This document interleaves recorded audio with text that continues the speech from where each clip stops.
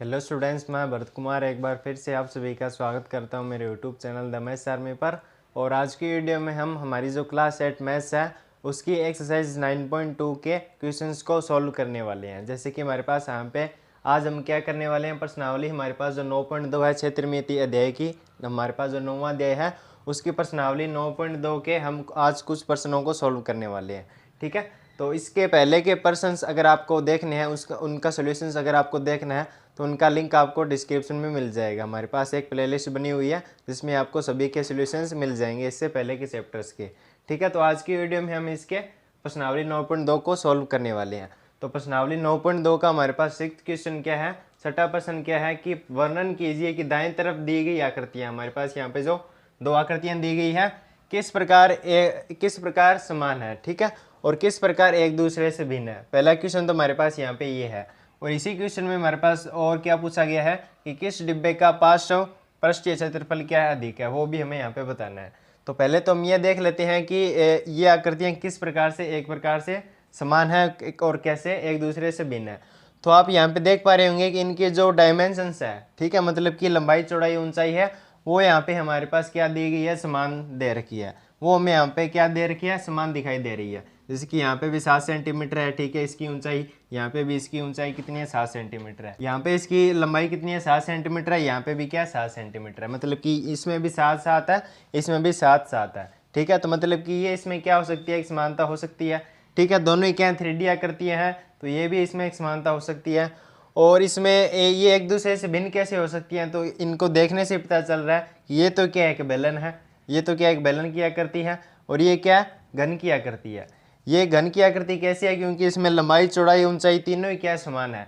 अगर ये तीनों भिन्न भिन्न होते तो हम इसे क्या कहते हैं, घनाभ कहते हैं। लेकिन ये क्या है, घन है, क्योंकि इसमें लंबाई चौड़ाई ऊंचाई तीनों ही क्या समान है। तो ये तो एक क्या है, घन है, और ये क्या है, एक बेलन है। तो मतलब कि ये दोनों क्या अलग अलग ही है तो है। लेकिन हमें इसमें एक चीज़ और बतानी है कि किस डिब्बे का पार्श्व पृष्ठीय क्षेत्रफल क्या है, अधिक है। पार्श्व पृष्ठीय क्षेत्रफल क्या होता है, तो जैसे कि हमारे पास ये बेलन है, ठीक है, तो ये बेलन हमारे पास कैसे बना, जैसे कि मान लीजिए कि इसे हमने कोई कागज़ से बनाया है। ठीक है, अगर हम इसे कुछ कागज़ से बनाए तो वो कितना कागज़ लगेगा, ठीक है, वो उस कागज़ का पृष्ठ क्षेत्रफल कितना होगा, वही हमारे पास क्या कहलाएगा, पार्श्व पृष्ठीय क्षेत्रफल कहलाएगा।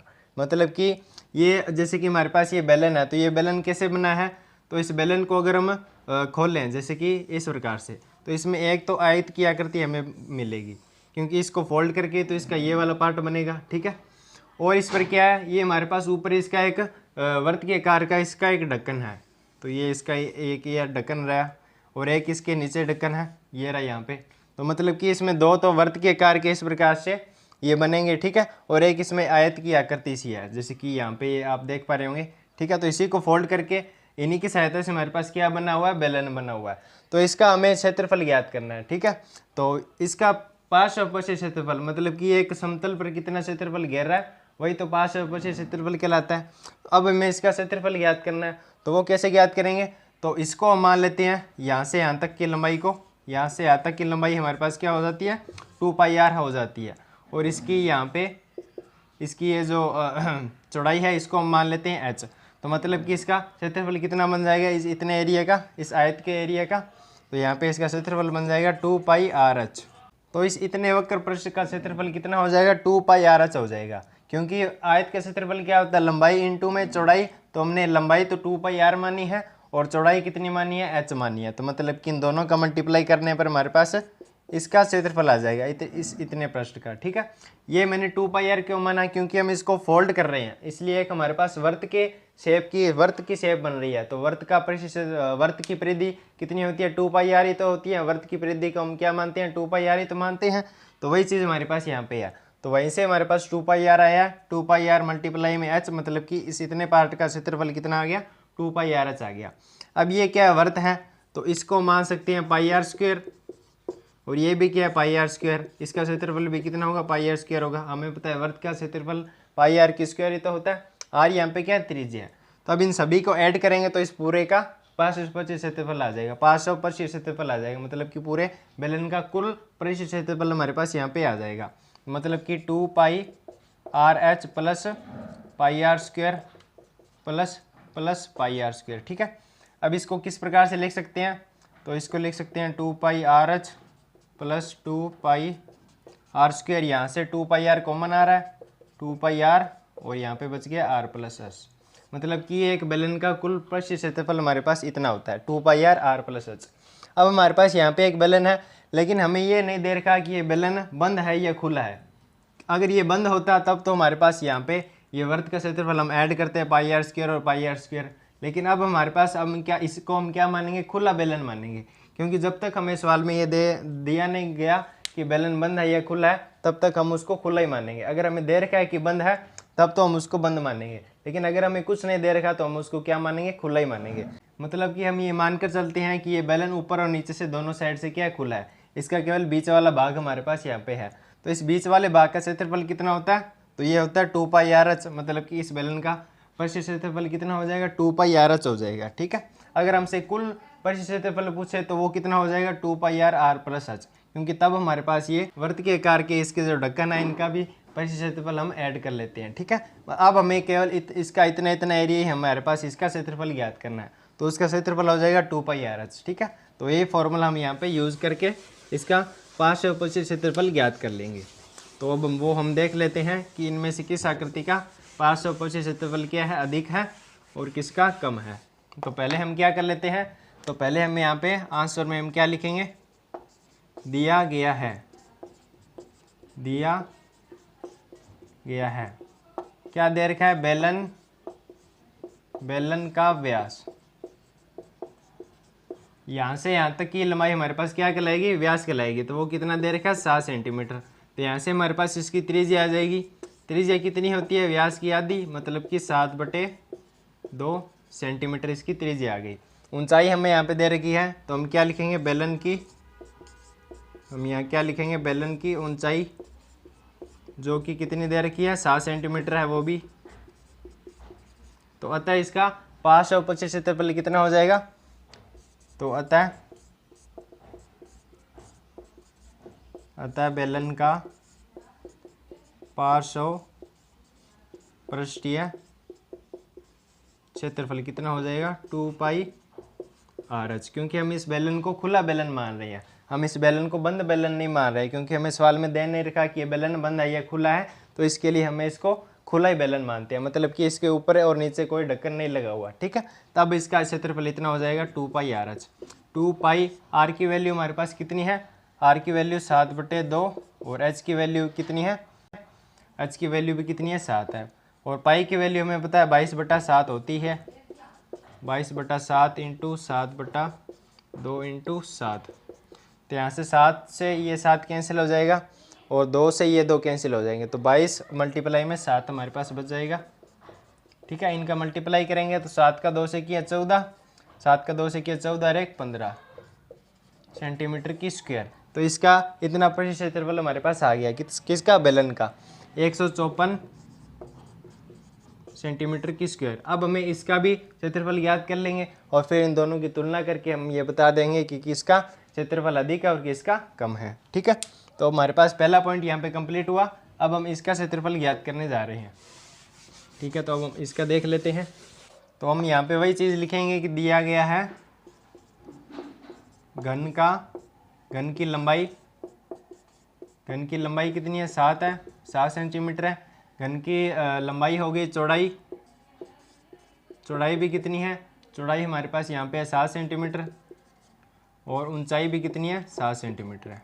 तभी तो ये क्या है, घन है, क्योंकि इसमें लंबाई, चौड़ाई और ऊंचाई सभी क्या है, समान है, तभी तो ये क्या बनेगा, घन बनेगा। अगर अलग अलग होते तो ये क्या कहलाता, घनाभ कहलाता। तो मतलब कि इसका पृष्ठीय क्षेत्रफल कितना हो जाएगा, तो घन का पृष्ठीय क्षेत्रफल कितना होता है, तो वो होता है 6L की स्क्वायर। यहाँ पे L क्या है, भुजा है, क्योंकि सभी भुजा की लंबाई समान है, तो हम इसको क्या डिनोट करेंगे, भुजा से डिनोट करेंगे। तो 6 इंटू भुजा की स्क्वायर, भुजा हमारे पास क्या है, 7 है, तो 7 की स्क्वायर हम यहाँ पे कर देंगे। ठीक है, 7 की स्क्वायर 49 होती है। अब इनका मल्टीप्लाई करेंगे। ठीक है, 6 का 9 से किया 54, मतलब कि 54 का 4 हमारे पास यहाँ पे आ गया, 5 ऊपर चला गया। ठीक है, और 6 का अब हमें करना है 4 से मल्टीप्लाई। तो 6 का 4 से करेंगे तो हमारे पास यहाँ पे आ जाएगा 24, और 24 और 5 कितने हो जाएंगे, 29 सेंटीमीटर की स्क्वायर। तो ये इसका क्या आ गया, बेलन का घन का परिष्ठ क्षेत्रफल हमारे पास यहाँ पे आ गया 294 सेंटीमीटर की स्क्वायर। ठीक है, 294 सेंटीमीटर की स्क्वायर। तो अब आप यहाँ पे से इनकी तुलना करके देख सकते हैं कि 154 में 154 ये ज़्यादा है या 294 ज़्यादा है। तो हमें पता है कि 294 यहाँ पे क्या ज़्यादा है, मतलब कि घन का परिष्ठ क्षेत्रफल क्या है, अधिक है। तो ये इसका आंसर हो जाएगा। अतः हम यहाँ पे क्या लिख देंगे, अतः घन का पार्श्व परिष्ठ क्षेत्रफल अधिक है। अतः घन का पार्श्व पृष्ठीय क्षेत्रफल अधिक है। बस ये इसका आंसर हो जाएगा। ठीक है, इस प्रकार से आपको इनको हल कर लेना है। बस आपको यहाँ पे इनके जो फॉर्मूले हैं वो यहाँ पे याद रख लेने हैं कि दोनों के परिष्ठ क्षेत्रफल के फॉर्मूले आखिर क्या होते हैं। अगर बेलन बंद है तब उसका फॉर्मूला अलग होगा, अगर बेलन बंद या खुला ये में नहीं दे रखा तब उसका फॉर्मूला अलग होगा। मतलब कि अगर बेलन खुला है तब उसका फॉर्मूला अलग होगा। और घन का घन का तो फिक्स फॉर्मूला होता है, ये 6l की स्क्वायर। ठीक है, तो इस प्रकार से आपको ये हल कर लेना है। तो दोस्तों आई होप कि आपको ये प्रश्न अच्छे समझ में आ गया होगा। अब हम बढ़ते हैं नेक्स्ट क्वेश्चन की ओर।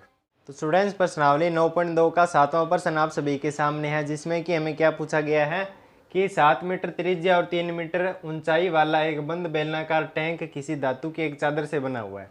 ठीक है, हमें यहाँ पे उसकी बेलनाकार टैंक की त्रिज्या और ऊंचाई हमें यहाँ पे दे रखी है, और उसे बनाने के लिए वांछित धातु की चादर की मात्रा ज्ञात कीजिए। मतलब कि हमें एक धातु की चादर से एक बंद बेलनाकार टैंक बनाना है। हमें यहाँ पे क्या दे रखा है, बंद बेलनाकार। ठीक है, तो इसके लिए हमारे पास क्या होगा, इसकी मतलब कि उस बेलनाकार जो हमारे पास जो टैंक है उसके ऊपर ढक्कन लगे हुए होंगे वर्तीय आकार के उसके ऊपर ढक्कन तो ज़रूर लगे हुए होंगे। ठीक है, मतलब कि उनका क्षेत्रफल भी हमें यहाँ पे ऐड करना पड़ेगा। तो हमें यहाँ पे पूछा क्या गया है कि उस बेलनाकार टैंक को बनाने के लिए हमें धातु की चादर की कितनी मात्रा की आवश्यकता होगी, तो वो हमें यहाँ पे बताना है। मतलब कि एक प्रकार से ये क्या पूछ रहा है कि उसका पार्श्व परिष्ठ क्षेत्रफल कितना होगा, वही हमें यहाँ पे ज्ञात करना है। ठीक है, तभी तो हम ये बता पाएंगे कि उसको कितनी चादर की आवश्यकता होगी। मतलब कि हमें परिष्ठ क्षेत्रफल ज्ञात करना ही पड़ेगा, तो वही हमें यहाँ पे ज्ञात करना है। तो उसके लिए हम यहाँ पे क्या बना लेते हैं, एक बेलन बना लेते हैं इस प्रकार से।